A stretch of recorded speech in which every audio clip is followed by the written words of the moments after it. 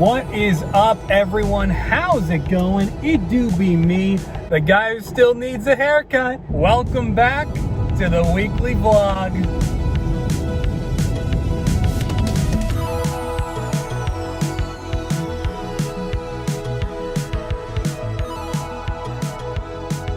And today, we are going to check out Venom, Let There Be Carnage. And I totally forgot that this movie was coming out. They've been shifting the release dates around so much because of the state of the world. And once Shang-Chi had some success, they were like, okay, I guess we might as well release the movie pretty much now. And so I thought it was coming out, like I still had it in my brain, the movie was coming out like mid-October. But then today, texting a buddy of mine, Jake, you know him from previous vlogs, and it's like, oh, yeah, Venom tonight. I was like, what? Oh, that's today. So my brain did not adjust for the new release date, and what was going to be an afternoon of non-stop painting on Boba Fett has now become me going to check out Venom 2 already. Will I make custom minifigures for it? That totally depends on the movie. Honestly, probably not. There are still a lot of MCU showcases that I want to do, and No Way Home is coming up, so there really isn't time. What else is I going to say that you don't care about before I actually offer my thoughts on the movie after having seen it? Oh yeah, I just hope that at the end of this, there's like a multiverse post-credit scene, and then we get to see that, you know, officially this version of Venom and Carnage will be able to cross over with Tom Holland's Spider-Man, or maybe just that they've existed in the MCU the entire time and they're finally retconning it as we all suspected they might. I don't actually know anything about the post-credit scene, by the way, so that wasn't a spoiler.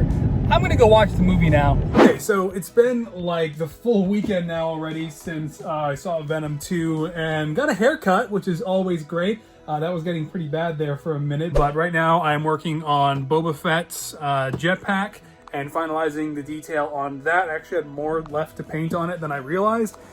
So doing that today. And then I also posted the final update video for the Mandalorian Season 2 showcase slightly prematurely, maybe. I don't know, because I still have a little ways to go on a bunch of those figures, namely, you know, Boba Fett, Ahsoka, and still the Night Owl Mandalorians. But I've been having a few things going on in my personal life that have been pulling me away a lot, and I'm going to get pulled away a little bit more again, actually like tomorrow, so, you know, doing what I can. But this did come in the mail, the new Tumbler set, check that out. Minifigure scale Tumbler, absolutely amazing bucket list set that I think we have all wanted to have officially released by LEGO for years and years and years.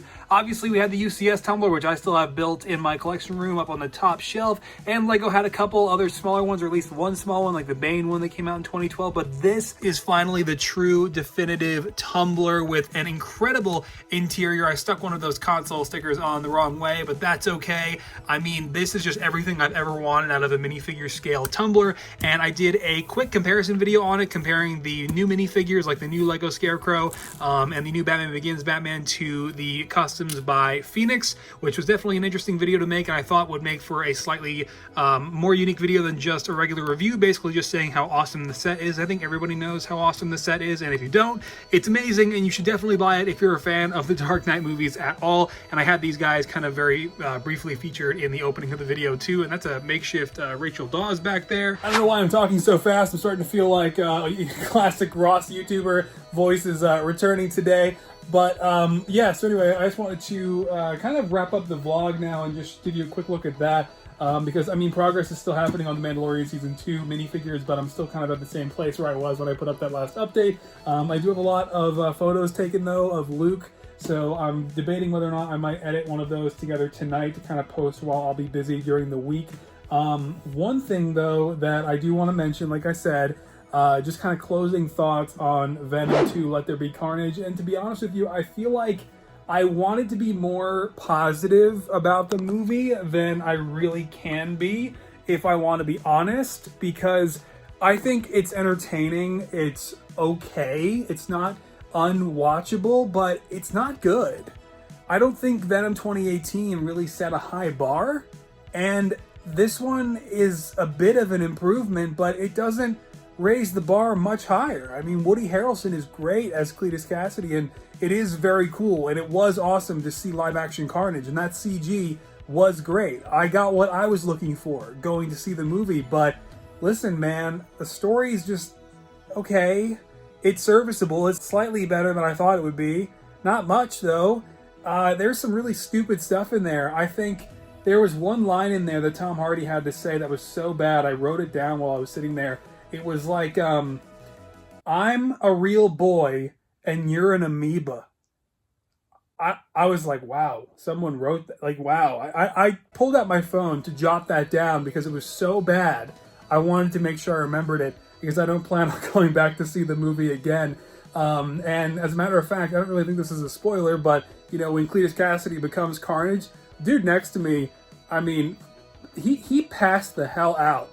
This dude was gone and snoring next to me when that was happening. And I mean, I like unreclined my seat, moved a couple seats down, and then my bag got jammed in the seat. So as I kind of removed it, it made a sound that woke him up.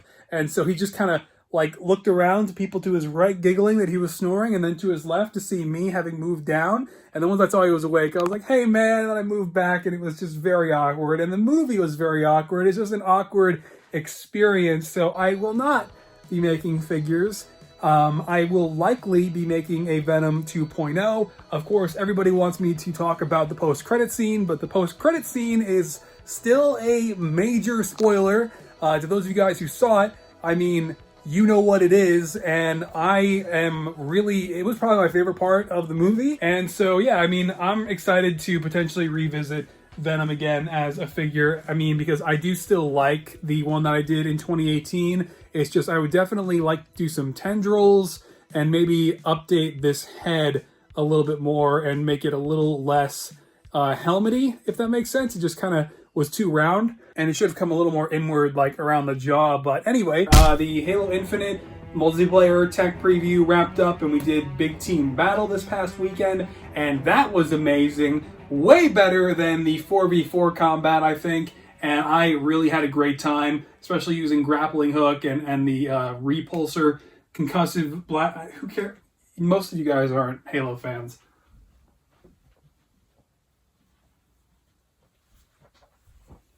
I have to actually walk back and turn this. Anyway, I'm rambling. I'm going to go. Thank you so much once again. And I hope to catch you guys soon for hopefully, you know, being on the final tail end of completion for the Mandalorian Season 2 project, so I can finally move on to some MCU showcases. So, all right. Take care, everybody. Keep creating. And as always, I guess now that I'm working on the Mandalorian customs again, this is the way. Bye-bye.